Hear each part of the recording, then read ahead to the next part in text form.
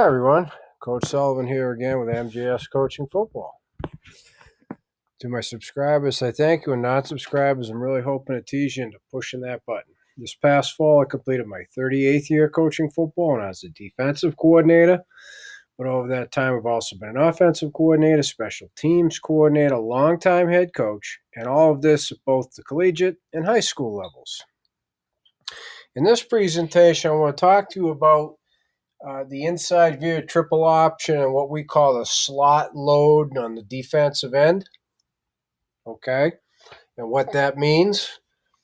Okay, and so how we defend against the slot load block on the defensive end and how it impacts the course of the triple option, the dive phase, and potentially what the offense can do to you and the situations in which the triple option offense would do this. Okay, so that I'll diagram that over here for you, but over here are going to be the key terms involved. All right. So first key term that is inside via triple, and so here's something new right off the bat. C gap is the dive. So it's not B to C gap now. They widen the dive. So why would they widen the dive? Well, one reason would be the down and distance, short yardage.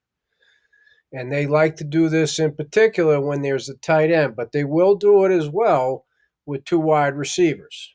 Okay, so when they're trying to simply just pick up a first down, move the chains, they will frequently load on the defensive end. Again, I'll show that to you in the diagram.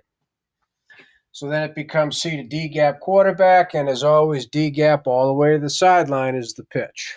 Okay? So it begins, of course, with number 2, the tackle. Right? We play our base. This is our base front, 50. We're playing base coverage, gray 4.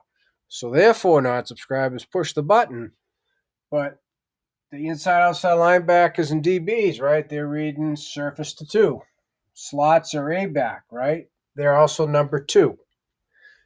Surface is the tackle. We minimize the surface when we're playing a true triple option football team. I have it on to center. It could be in the gun as well. But our surface becomes the tackle because when it's pass, that tackle gives you the high hat. Otherwise, he is sifting up to the inside linebacker, second level. Okay? Now, normally the tackle will either arc outside release or veer inside release. When they are going to slot block, load the defensive end, what we have found is more often than not, so the offense I'm going to do in green, the tackle will inside or veer release and sift up to the linebacker.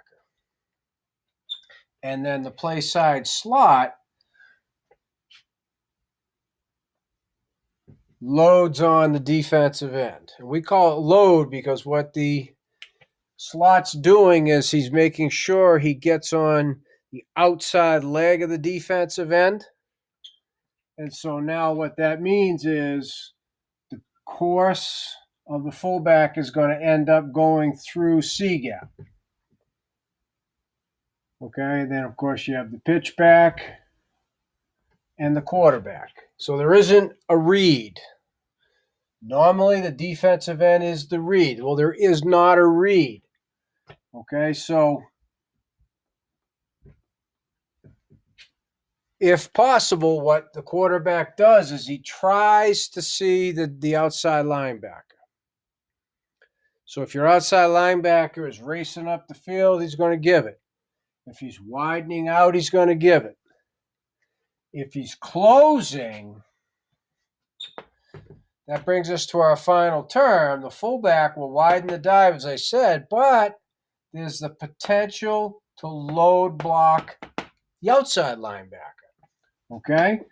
So what ends up happening is the normal dive key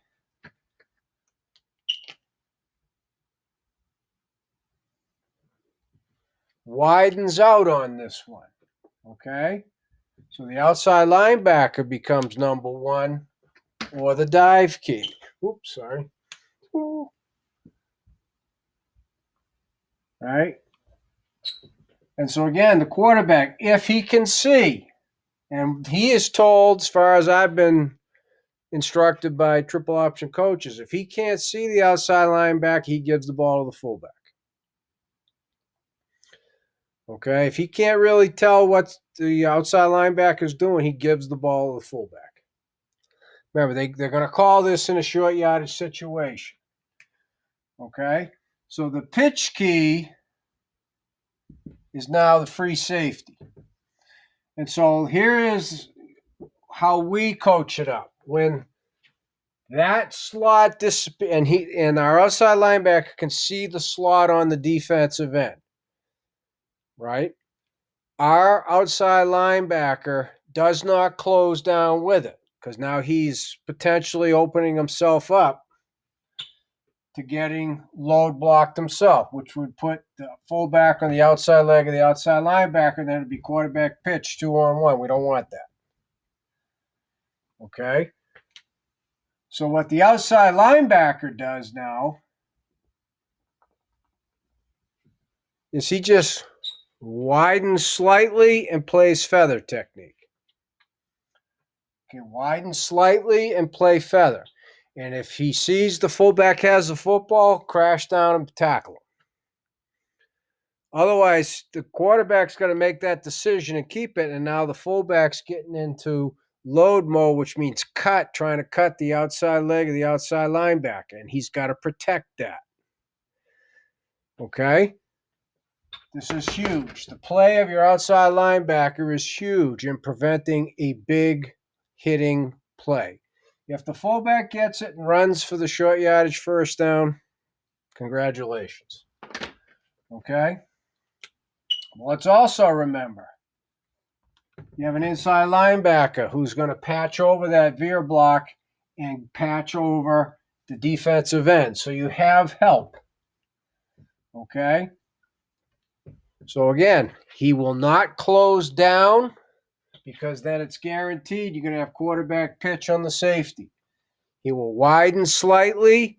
If the fullback has it, he will close down with the inside linebacker. Otherwise, he protects his outside leg, playing feather quarterback to the pitch, and allows the safety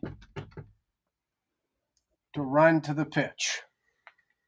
Okay, so it's very, very important and unique coaching points so that you don't get caught at a disadvantage, offense 2-on-1, which is always the goal of the inside via triple option, right?